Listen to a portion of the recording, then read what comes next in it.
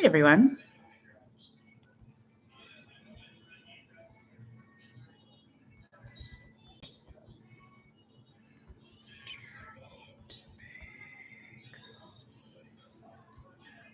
Hello.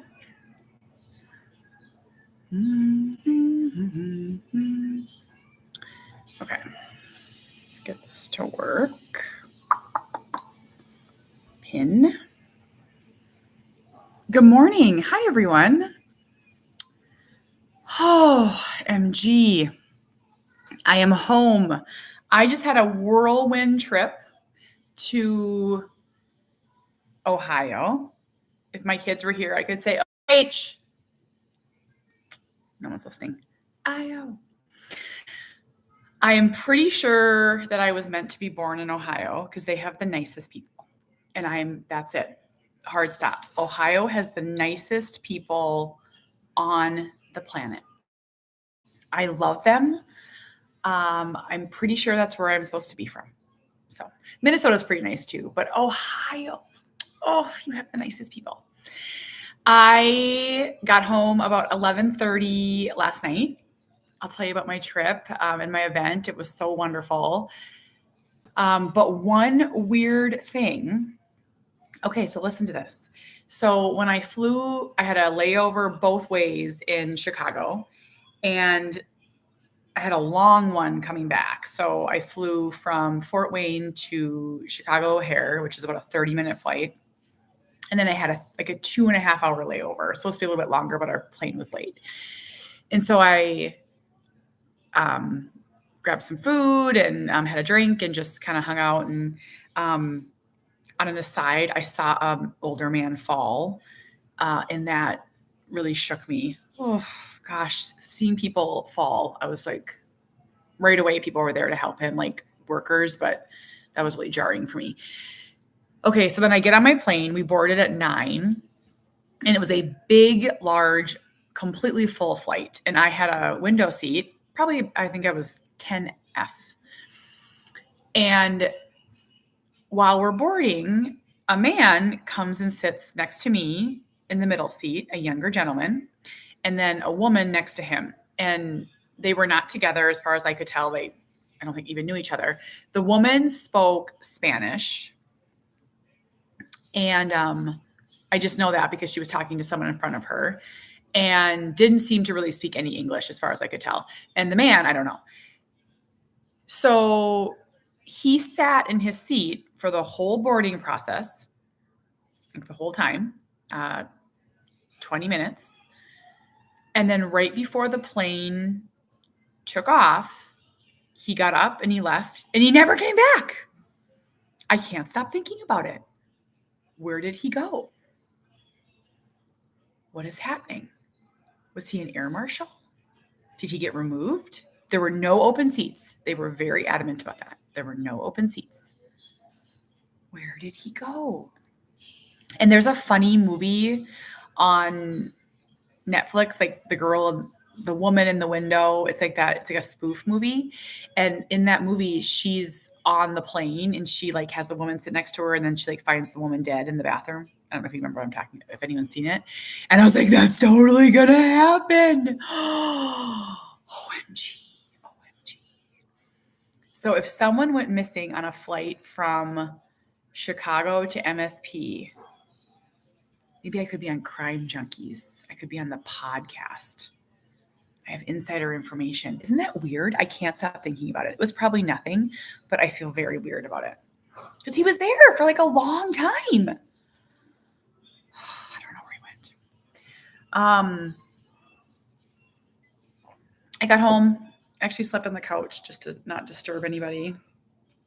Sort of slept a little bit like garbage. And Cooper came down first, and Cooper's my 14-year-old kiddo with autism. And he must have been in Northern Ohio.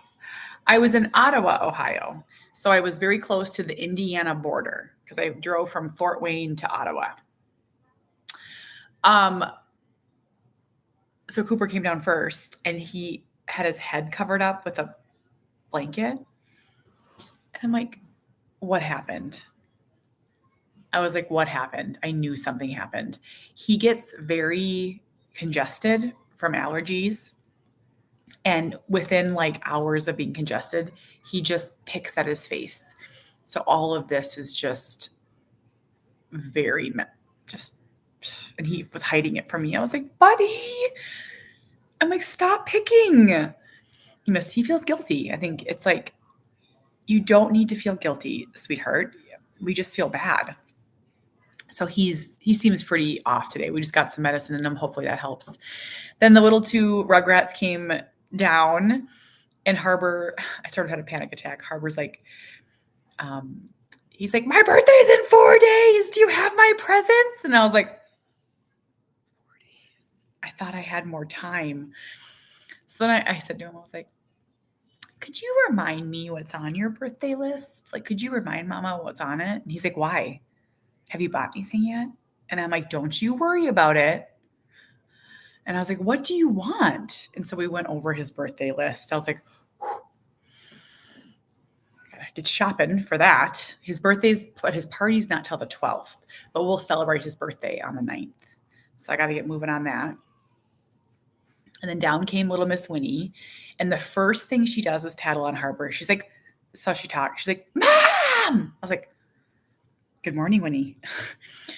She's like, I have a blister because Harbor made me wear my Crocs. And I was like, I don't feel like Harbor cares at all what shoes you wear.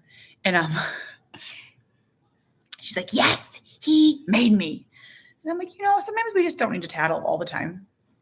And then she went into like a whole nother list of tattles. Sawyer is at a buddy's house. He's coming home this morning. He wrapped up his like 6 days of hockey tryouts. So now we wait. There's just a lot going on here. It's always a busy house. Today, Harbor has hockey. Winnie has horses. We have haircuts, x-rays, for Cooper's foot. What else do we have this week? I'm speaking in Stillwater. I'm speaking in Spooner. Just never a dull moment. Okay, a little bit about where I was. So I flew to Indiana and ultimately Ohio for an event that was just phenomenal. Let me first tell you that my plane was super late leaving Minnesota. So by the time we landed, it was time to board my flight in O'Hare. I had to sprint, and I'm going to call it a sprint, but that's generous. I had to sprint through O'Hare, which I'm sure many of you have done. And I was wearing flip-flops, so I had to run barefoot. It was a low point. I probably have some sort of disease now. So there's that. But I was very out of breath. I was very sweaty. I was not at all classy. Running through that airport is the most humbling experience. I think it's worse than Atlanta.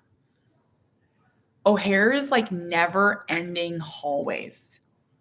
Like it's never ending. You just keep going. It just keeps going. And I had to go from C to F. They said it was a 28-minute walk is what they said it was. And I think I did it in about 18 minutes. And when I got there, it was like very Home Alone. I was like, I'm here. And they're like, go. It was very exciting. But my plane only had like 40 some seats on it. And there were 10 of us that were running from different planes. So I think that they felt like they should hold it for us, which was nice. Got to Indiana, super easy. The Fort Wayne airport is phenomenal. It is phenomenal. And hi, Doris. And drove to Lima. I stayed in Lima, Ohio, if anyone knows where that is. I had dinner with a good friend, and it was lovely. Went to bed early. And then Saturday, I went to the Ottawa Glandorf Elementary School. And I had 2 presentations. I spoke to educators and I spoke to families. So educators was at 9 a.m. and families was at 1 p.m. What a phenomenal just group of people that put this event on. If you're in Iowa, you have good people there. I know it's hard to find, but go to events like that. Everyone was so nice. I was just so nice. I wanted to share this. My friend Mary gave this to me, and she's selling them. And I wanted to show this because this just blew my mind at how smart this is. If you have a non-speaker or a limited speaker or someone with selective mutism, look at these trick-or-treat bags she made. Oh, how did my internet just go out right as I switched that? That is absolutely amazing. Hold on. Hold on, hold on, hold on, hold on. Okay, hold on. Not sure what to do here. Oh my God. Let's see. Sorry, Facebook. Come on. How can a person be sitting in their house with high-speed internet and it just goes out all the time? Can someone explain it to me? Because I don't understand it. Hello. And you're gone again. And you're back again. How is that possible? I don't understand internet. It makes me so mad. Anyhow, my friend Mary gave me this bag. Look at how awesome this is. So it's essentially PEX cards on the bag. So we have had, so it says trick or treat and thank you. So when I used to bring Cooper trick or treating, we would do PEX cards, and like, I think it sort of made people anxious or made them uncomfortable. Then we had I made him a sign that said, I may be non-speaking, but I still love candy. And that sort of worked. Then I had him do a speech device, which is awesome, but it was a lot at each house. This would have been life-changing. So she's selling these bags. I put a link in the comments. These are so stinking smart and cute. Just wanted to share this. And she has a nonprofit. It's called the Autism Caregiver Community. I thought these were super cute. When I think of parents are just so smart. Parents make these things.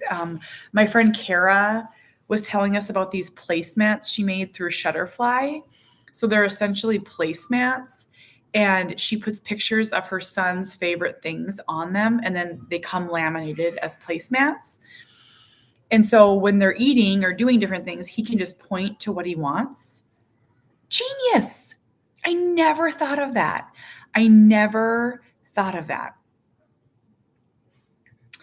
Sasha, I put a link. It's Mary. I don't know if you've met Mary, but I put a link in the comments. I'll share it. There's Mary. And I'll share it in Coop's Troops too, because it's just, this would have been such a game changer for us with trick-or-treating. I think this would have made the whole process a little bit less stressful. So, okay. I'm not sure what to do here about my internet. I just don't understand.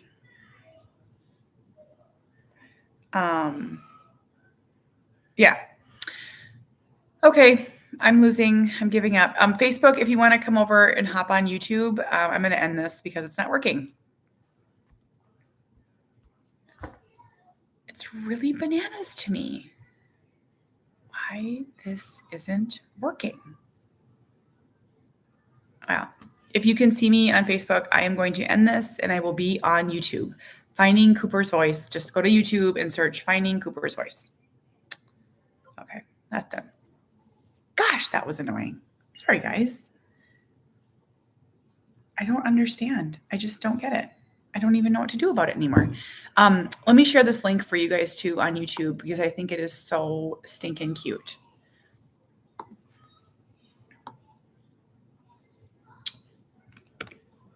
Okay.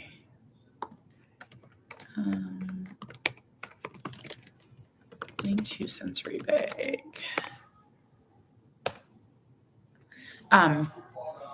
Yeah.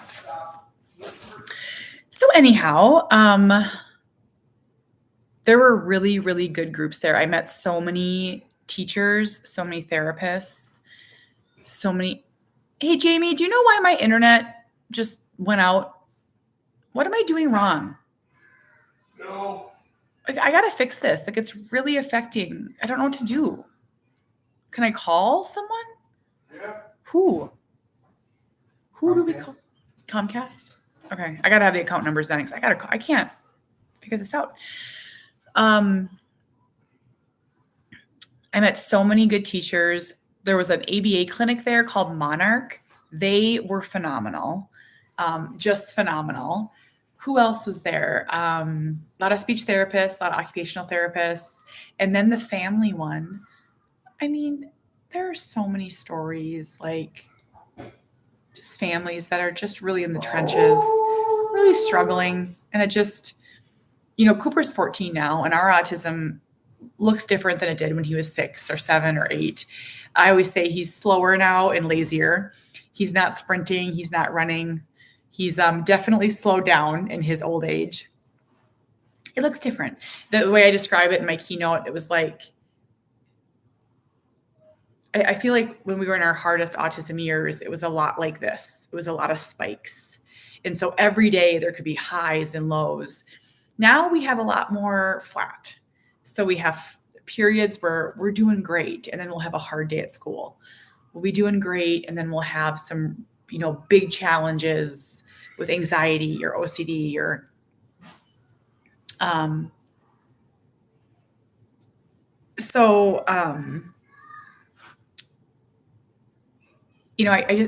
when I speak, I really try to give realistic hope.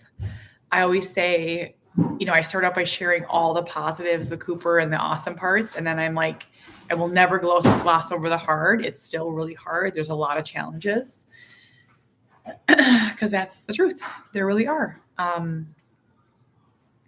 yeah, it was just a really good trip. Home now, back to reality. I have got to decide if I'm going to write this book. I need to do that like this week.